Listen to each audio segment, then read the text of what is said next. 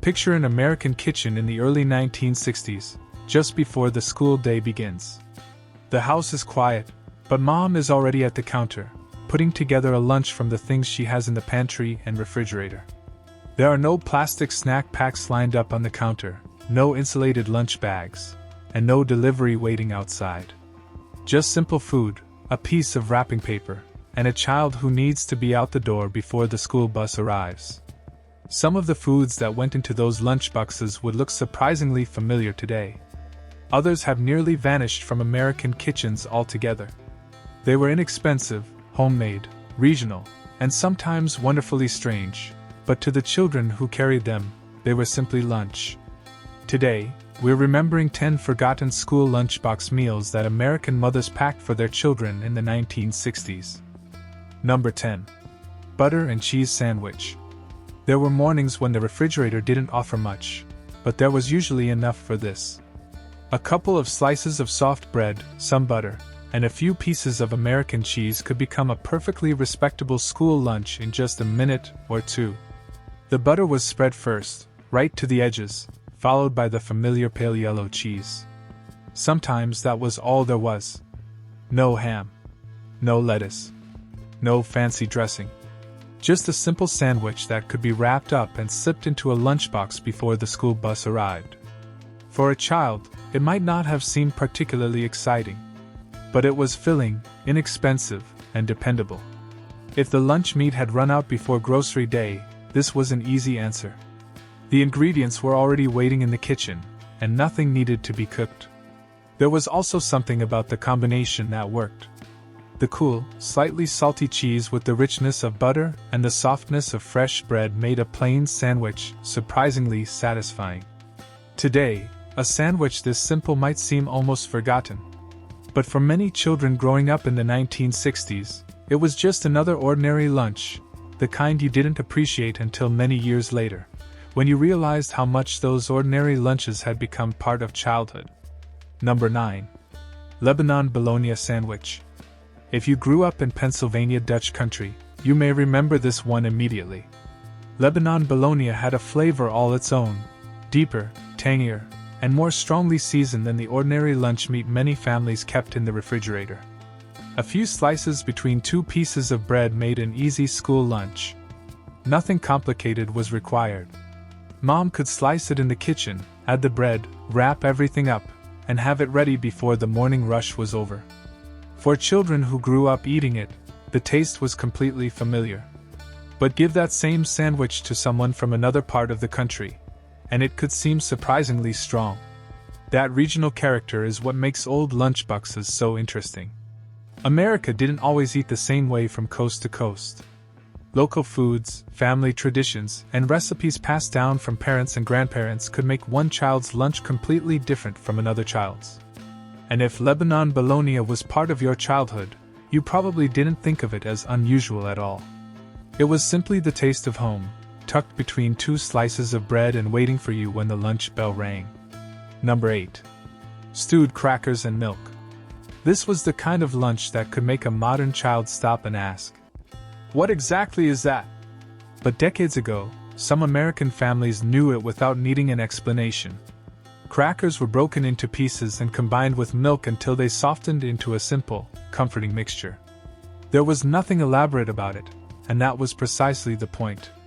The ingredients were inexpensive, familiar, and likely already sitting in the kitchen. For families who had grown up during harder economic times, recipes like this didn't disappear just because the calendar changed.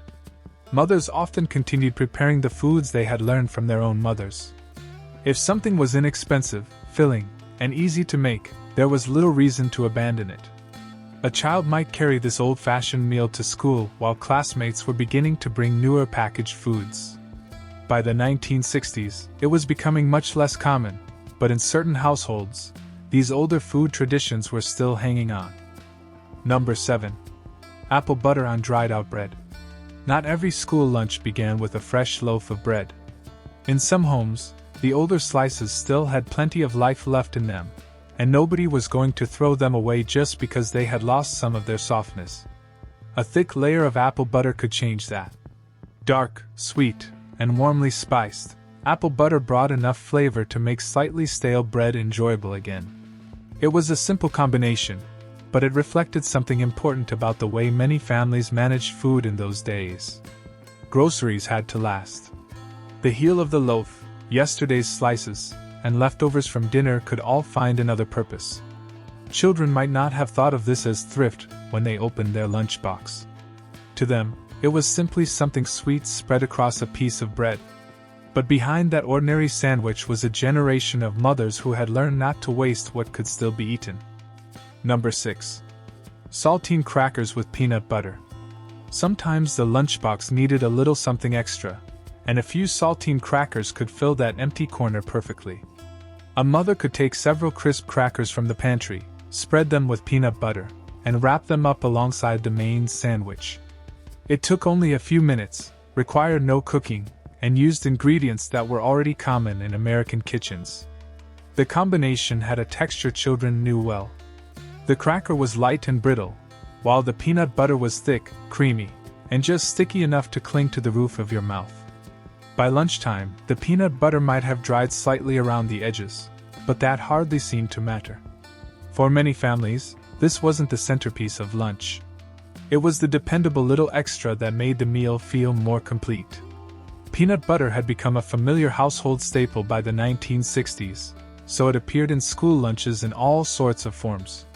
Some children got it on bread. Others got it on crackers. And if you opened your lunchbox and found a few of these waiting beside your sandwich, you knew exactly what they were. Simple, inexpensive, and satisfying. The kind of everyday food that could disappear from the lunchbox without anyone giving it a second thought, yet remain in your memory for decades.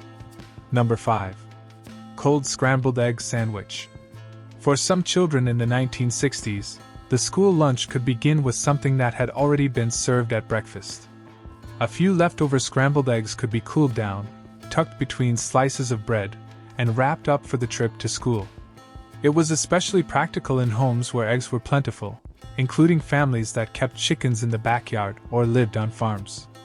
Fresh from the skillet, scrambled eggs were soft and warm. Several hours later, they were a different experience altogether. The eggs had firmed up, the bread had absorbed some of their moisture, and the whole sandwich had become a little denser. But nobody was trying to create a gourmet lunch. This was about using what was available and making sure a child had something substantial to eat before the afternoon began. A few leftover eggs could become another meal instead of being scraped into the trash. For a large family, that mattered. And children who grew up with this kind of lunch often remember it not because it was extraordinary, but because it was so completely ordinary. It was breakfast leftovers turned into school lunch, and another small example of how carefully families once made every bit of food count. Number 4. Tuna salad with ketchup sandwich. There was more than one way to make a tuna sandwich in an American kitchen, and some families took a sweeter, simpler route by mixing canned tuna with mayonnaise and ketchup. The ingredients were easy to find and didn't require much preparation. A mother could open a can, combine everything in a bowl, spread it over bread, and have the lunch ready in just a few minutes. The ketchup gave the tuna a slightly sweet, tangy flavor that was different from the versions made with pickle relish or other additions. For the family that grew up eating it, though, this wasn't an unusual recipe. It was simply the way tuna salad was made at home. There was one unmistakable sign that tuna had been in the lunchbox.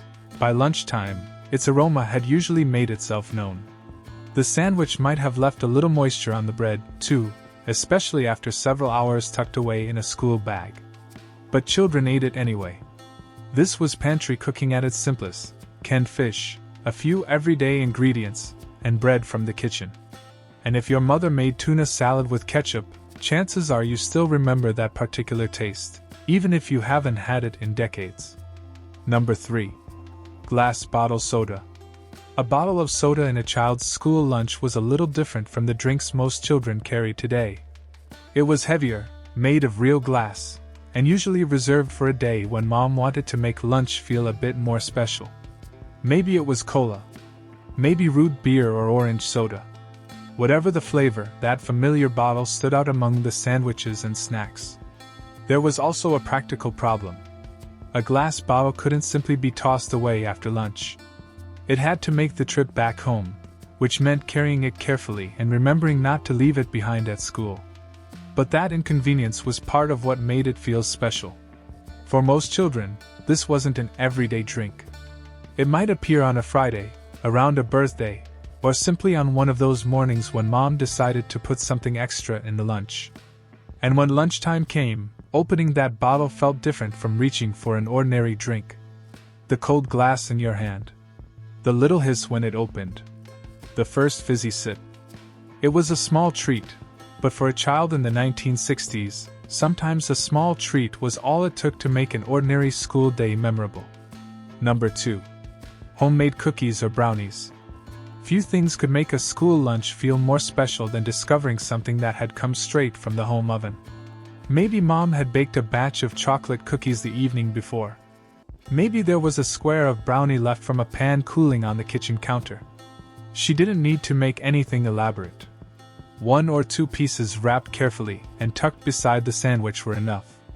By lunchtime, the cookies might have softened slightly, and the brownie could leave a little mark on the wrapping.